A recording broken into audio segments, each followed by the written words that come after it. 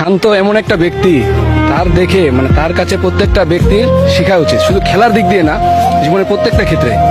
এত ট্রল করা হয়েছে মানুষটাকে নিয়ে, আমিও করছি অনেক, আমিও বলছি, কিন্তু এখন সে যে হিসাবে বাংলাদেশ দলকে সামনে এগিয়ে নিয়ে যাচ্ছে বা নেতৃত্ব দিচ্ছে, খুবই প্রশংসার দাবিদার।